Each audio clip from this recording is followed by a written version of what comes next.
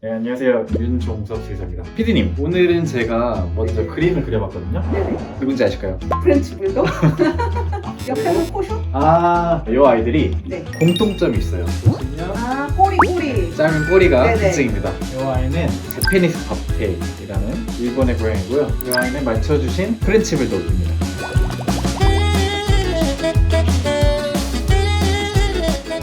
먼저 프렌치 불독 보시면은 꼬리가 굉장히 짧아요. 단미를 한지 오해하시는 분들이 좀 있는데 이 아이들은 선천적으로 꼬리가 작게 태어난 아이들이고요. 그래도 안쪽으로 항문 쪽으로 말려 들어가는 아이가 있어요. 그때는 꼬리가 굉장히 짧지만 그래도 단미를 해주는 경우가 간혹 있습니다. 그리고 피부가 꼬리 사이에 이렇게 껴있는 경우가 많아요. 그쪽 부분을 좀 소독을 자주 해주셔야 돼요. 그런 특징들을 갖고 있는 아이들입니다. 프렌치 불독이 꼬리 종류가 총 3가지 정도 있는데요. 첫 번째는 스크류 테일이라고 꼬리가 나선처럼 말려있는 아이들이 있고요. 그 다음에 스트레이트 테일, 롱 테일 이렇게 3가지 종류가 있습니다. 일본 여행 갔을 때 무조건 꼭 보는 고양이가 있거든요.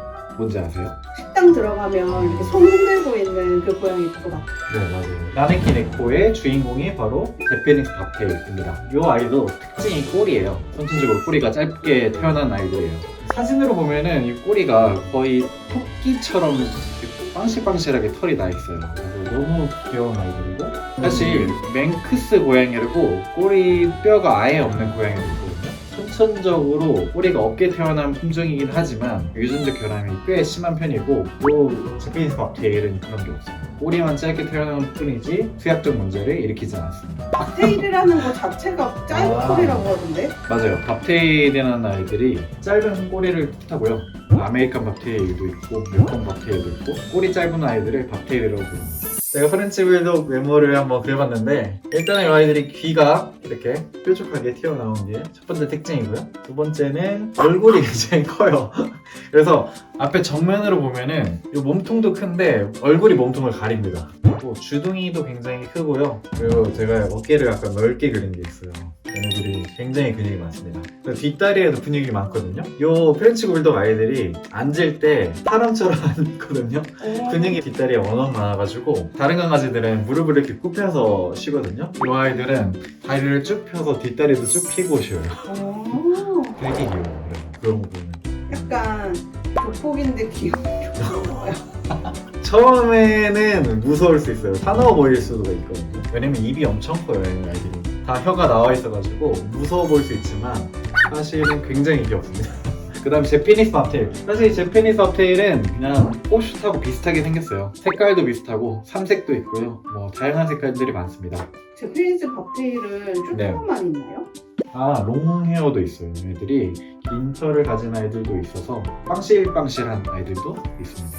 얘네들이 이렇게 제가 귀엽게 그렸지만 불독이잖아요. 불독은 1700년대 영국에서 불 베이팅이라는 스포츠에서 소와 싸우던 강아지 품종이에요. 그래서 소랑 싸우기 위해서 주둥이도 넓게 만들어진 아이들이고요. 이거는 사실 추정인데 꼬리도 아마 밟히거나 이러면은 안 좋기 때문에 이렇게 단미를 했었겠죠. 그렇게 만들어진 불독들이 1800년대에는 이게 좀 야만적이라는 이유로 불베이팅이 없어졌대요. 그래서 그 후에는 이런 미니 불독들이 프랑스로 넘어가서 테리어 아이들하고 교배를 시켜서 지금 프렌치 불독의 모습을 갖게 되었다고 합니다. 근데 워낙 선천적으로 선한 품종이고 거의 사람한테 위협적이진 않거든요. 기본적으로는 굉장히 착합니다. 오, 제페니스 박테일은 제페니스 밥테일은 일본에 한 영주가 살았었는데 길을 걷다가 비가 와서 나무에서 비를 피하고 있었대요. 근데 절에 있던 요 제페니스 밥테일이 팔을 이렇게 흔들고 이쪽으로 오라 이렇게 손짓을 했대요. 그래서 그 영주가 절 안쪽으로 들어가서 비를 피했는데 마침 그때 번개가 나무에 떨어져가지고 화를 피했다. 그래서 이게 행운을 부르는 고양이라고 이렇게 알려져 있더라고요. 프렌치 불독 만나보셨어요? 저 한 번도 못 한 봤어요. 번도 못 봤어요? 네. 얘네들의 이미지가 어때요? 안 보셨나요? 침 엄청 많이 흘리고 약간 쭈글쭈글하고 좀 못생긴 것 같은 생각이 많이 들긴 하거든요. 프렌치 불독 아이들이 새끼들이 다 굴러다니거든요, 옆으로. 왜냐면 얘네들이 머리가 크잖아요. 네네. 몸통하고 거의 일자란 말이에요. 그래서 굴러다녀요. 그런 것들도 너무 귀엽고 굉장히 사랑스럽습니다.